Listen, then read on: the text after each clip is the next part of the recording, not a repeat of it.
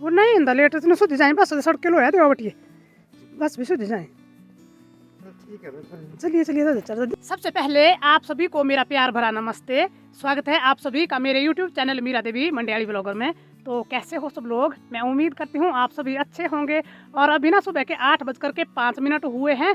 तो हरदीप गया है आज मंडी और दौड़ते हुए गया है वो, क्योंकि बस जाएगी हमारी मेन रोड से 8:15 बजे। तो तब वो भागते भागते गया। मैंने बोला कि तू जल्दी से चला जा, और सड़क वाले रास्ते से गया वो।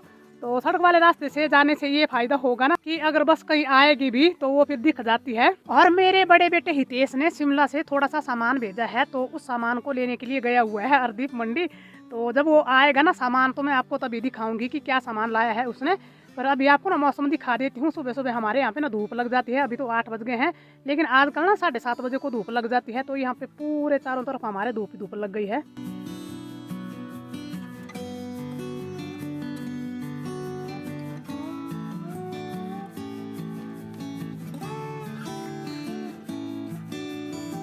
और मैंने ना अपने पशुओं को अभी बाहर बांधा। तो बाहर बांधने के बाद इनको अभी दलिया दिया है खाने को। और मैं पशुओं को देर से बाहर बांधती हूँ सुबह, क्योंकि यहाँ पे ना धूप नहीं लगती जल्दी। यहाँ पे पेड़ है पीछे, तो इन पेड़ों की छाया होती है इनकी जगह पे। तो अभी यहाँ पे धूप लग गई है तब बांधा मैंने इनको।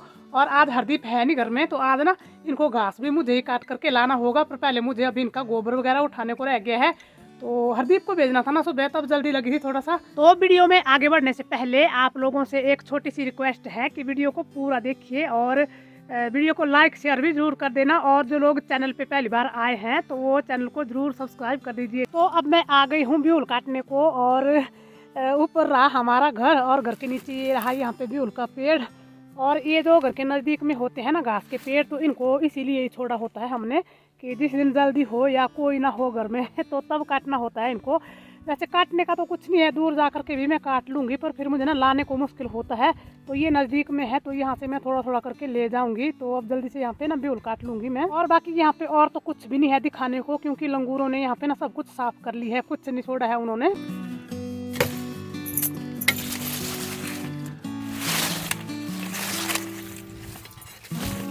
तो घास मैंने काट करके रख लिए है, और घास को इकट्ठा करके भी रख लिए है। 2 गट्ठर लगाए हैं मैंने इसके। तो 2 बार ले जाऊंगी थोड़ा थोड़ा करके, क्योंकि इस घास की ना काफ़ी मोटी मोटी टहनी है ये देखिए, और लंबी भी थी काफ़ी ये। तो मैंने इनको ना 2 हिस्सों में काटा है, तब मैंने इनके 2 गट्ठर लगाए हुए हैं। और ये रहा पीछे यहाँ पे पेड़, इस पेड़ पर से काटा मैंने ये घास। और इस पेड़ पे देखिए काफ़ी लंबी लंबी टहनी है। और यहाँ पे नीचे खेतों में ये जो पेड़ है ना, तो इन खेतों में हम ना गोबर की खाद डालते हैं बहुत ही ज़्यादा। तो उसकी वजह से फिर इन पेड़ों पे ना घास काफ़ी लंबा लंबा हो जाता है। और अचानक से ना बादल भी आने लग गए आसमान में। ये देखिए धूप थोड़ी सी कम हो गई है, तो बारिश का आजकल कोई पता नहीं चलता है। यहाँ पे डाल दी है मैंने अपने पशुओं को भी घास थोड़ा सा। तो पशुओं को घास तो मैंने काट करके डाल लिए है। अभी पशु घास खा रहे हैं, तो अभी उनको पानी पिलाना है ना। पर अभी पहले वो घास खा लेंगे, उसके बाद ही पियेंगे पानी अभी वो, क्योंकि उन्होंने हरा घास देखा है। तो पशु हरा घास देख करके पहले पानी नहीं पीते हैं। और आज हमें शादी भी है एक, तो शादी में भी ज़रूर जाना है। तो देखती हूँ अभी कब तक जा पाऊँगी शादी में। और हरदीप तो अभी आया नहीं है, तो अभी दिन के 11:15 बजे हैं। तो वो पता नहीं अभी कितने बजे आएगा दिन में। और जब ऐसे कहीं शादी में जाना होता है ना, तो मुझे सबसे ज़्यादा चिंता इस बात की होती है कि यहाँ पे ना लंगूर आएंगे पीछे से। और वैसे छोड़ा तो उन्होंने कुछ नहीं है, पर जो अभी यहाँ पे अभी थोड़ी बहुत साग की पत्ती और प्याज वगैरह हुआ है अभी थोड़ा थोड़ा सा, तो उसको भी खा जाएंगे वो। पर भगवान से मैं प्रार्थना करती हूँ, हनुमान जी से मैं प्रार्थना करती हूँ कि हनुमान जी ना अपनी सेना को ऐसे मत भेजा करो जब हम घर में ना हो। खासकर तब जब हम घर में होते हैं तब तो थोड़ा बहुत हम बाहर ध्यान रखते हैं और उनको थोड़ा सा भगा भी लेते हैं। पर जो उन्होंने नुकसान करना होता है वो तो फिर भी वो कर ही जाते हैं। और मुझे ना बड़ा मुश्किल होता है अगर कहीं जाना भी हो, शादी ब्याह में जाना हो या कहीं इधर उधर भी जाना हो। वैसे जाती तो मैं बहुत ही कम हूँ, क्योंकि घर की जो जिम्मेदारी है तो पीछे कौन संभालेगा फिर। अभी तो चलो है घर में हरदीप, आज तो मंडी गया हुआ है। लेकिन जब वो घर में होता है तो तब तो फिर मैं इधर उधर चली जाती हूँ। लेकिन सच में ना शौक तो होता है वैसे मुझे भी जाने का, पर ये घर की जिम्मेदारी की वजह से मैं बहुत ही कम जा पाती हूँ इधर उधर। और कई कई लोग मुझे बोलते हैं कि तू ना कहीं इधर उधर नहीं जाती है तो फिर तेरे पास कौन आएगा। तो उनको इतनी समझ नहीं आती है कि मैं इधर उधर जाऊँगी तो मेरे पीछे कौन संभालेगा। अब मैं कई बार आपको वीडियो में दिखाती हूँ कि यहाँ पे हमारे घर जो है तो अकेले है। यहाँ पे घर गाँव नज़दीक में कुछ नहीं है। और मैं यहाँ पे रह रही हूँ कम से कम 17-18 सालों से रह रही हूँ मैं यहाँ पे। पहले तो हमारे गांव में था घर, तो वहाँ पे रही हूँ शायद मैं 10 साल तक। फिर उसके बाद में यहाँ पे ऊपर आ गई, तब हमारा यहाँ पे घर भी नहीं बना था अभी। तो जो मैं आपको दिखाती हूँ ना, वहाँ पे पीछे हमारे एक कमरा है। तो ये कमरा हमारा पुरानी रसोई भी है और हमारे पशुओं का कमरा भी है ये, तो पहले तो मैंने यहाँ पे ही काटे कुछ साल, तो फिर उसके बाद हमारा घर बन गया, तो फिर रहने के लिए घर भी हो गया यहाँ पे अच्छे से। लेकिन बोलने वाले लोग ना बोलने से पहले ये नहीं सोचते हैं कि हम बोल तो रहे हैं पर किस तरह से बोल रहे हैं, क्योंकि इतना तो हर किसी को समझ होनी चाहिए। मतलब मैं 17-18 सालों से यहाँ पे रह रही हूँ, तो आप बताओ जब मैं यहाँ पे आई थी तो तब मेरे बच्चे थे इतने छोटे छोटे। अभी तो हरदीप की एज हो गई है 22 साल का है, वो 23 का होगा वो, और बड़ा बेटा मेरा 25 का होगा। तो उस टाइम उनकी एज यही थी, मतलब 6-7 साल होगी बड़े बेटे की, और हरदीप तो मेरा ख्याल उस टाइम 4-5 साल का था जब मैं यहाँ पे आई हुई थी। तो आप बताओ मुझे कि जिस औरत के पास इतने 2 छोटे छोटे बच्चे हैं, और उस टाइम मेरे पास 4-5 पशु हुआ करते थे, तो जिस औरत के पास 2 छोटे छोटे बच्चे, उसके पास 4-5 पशु, और फिर उसने खेती भी करनी है, तो इतना सब संभालते हुए वो औरत कहाँ जाएगी मुझे बताओ आप। उसको कहाँ पे टाइम लगेगा जाने के लिए, वो किसके पास अपने बच्चों की जिम्मेदारी देगी, किसके पास छोड़ेगी वो अपने बच्चों को अगर वो कहीं पे जाएगी, और किसको बोलेगी वो कि आकर के आप मेरे पशुओं को घास पानी कर जाओ। अभी इतने दूर है गांव हमारा। अच्छा आ तो जाते हैं, ऐसा नहीं है कि आते नहीं, जब मैं कभी बोलती हूँ ना तो आते हैं बेचारे, जिनको कि मैं बोलती हूँ गांव से, तो आकर के मेरे पशुओं को घास पानी डालते हैं। अभी भी जब मुझे कहीं अगर जाना होता है तो मुझे बुलाने होते हैं गांव से ही लोग, तो वो आ जाते हैं, जिनको मैं बुलाती हूँ, तो वो आकर के मेरे पशुओं को घास पानी डाल करके चले जाते हैं, तब फिर मैं जा पाती हूँ कहीं। पर अब तो बच्चे बड़े हो गए हैं, पर अब जब बच्चे बड़े हुए हैं तो बच्चों ने तो घर में बैठे नहीं रहना है। जैसे कि बड़ा बेटा तो मेरा अब जॉब कर रहा है, तो उसको 4-5 साल होने को है जॉब करते हुए, अभी छोटा बेटा घर में है, तो अभी फिर से वही हालत हो गई है पहले वाली। तब तो बच्चे छोटे थे, तब उस वजह से नहीं मैं जा पाती थी, लेकिन अभी घर में कोई नहीं होता है तो कहाँ पे जाना मुझे, किसके पास छोड़ूं मैं अपने घर की जिम्मेदारी। और ये जो ऐसी बातें बोलते हैं ना, ये पता कौन लोग बोलते हैं, ये अपने जो होते हैं ना, ये वही लोग बोलते हैं इन बातों को, और वो सिर्फ नाम के अपने होते हैं, दिखाने को अपने होते हैं, वो कभी मतलब हेल्प करने को अपने नहीं होते हैं मजबूरी नहीं समझते हैं वो किसी की। अपने घर की जिम्मेदारी का तो खुद को ही पता होता है, अब दूसरों को थोड़ी ना पता होता है। और मैं नहीं जा पाती हूँ सच में इधर उधर किसी के पास, भाई कम टाइम लगता है मुझे, तो उसका कारण ये है कि मेरे पीछे संभालने वाला कोई नहीं है, तो उस वजह से मैं नहीं जा पाती हूँ।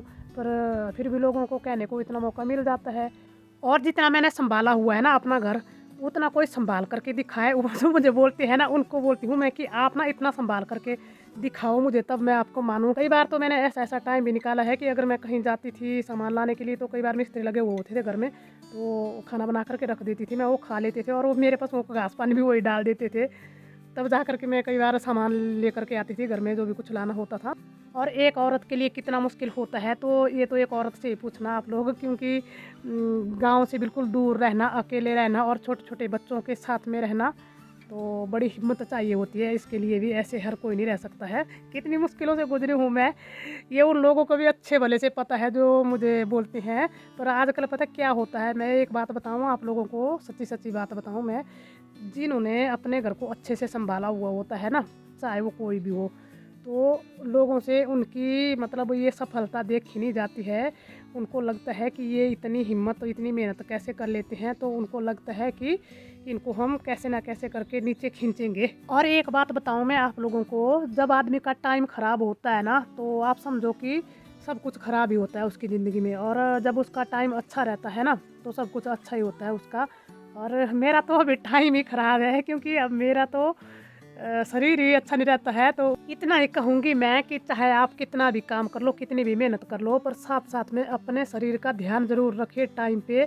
नहीं तो अगर आपने टाइम पे अपने शरीर का ध्यान नहीं रखा ना, तो फिर बहुत बड़ी मुश्किल खड़ी हो जाती है अपने लिए। मैं ऐसा नहीं कहती हूँ कि घर का काम मत करिए, घर का काम सभी को करना चाहिए, बिना मेहनत के तो हमें कुछ नहीं हासिल होने वाला है। पर मैं इतना ज़रूर कहूँगी कि इसके साथ साथ में ना अपने शरीर का ज़रूर ध्यान रखना है। तो मैंने अपने शरीर का ध्यान नहीं रखा है अपनी ज़िंदगी में, तो तब मैं ये बात कह रही हूँ। वो मुझे ना अभी इसका खामियाजा भुगतना पड़ रहा है क्योंकि अब मेरा शरीर अपना साथ नहीं दे रहा है, बाकी दुनिया दे या ना दे, जब अपना शरीर ही अपना साथ ना देना, तो तब कितनी मुश्किल होती है अपने लिए। तो ऐसे तो मैं ये बातें बहुत ही कम करती हूँ, पर आज अचानक पता नहीं क्यों मेरा मन हुआ ऐसे थोड़ी सी ऐसी बातें करने का।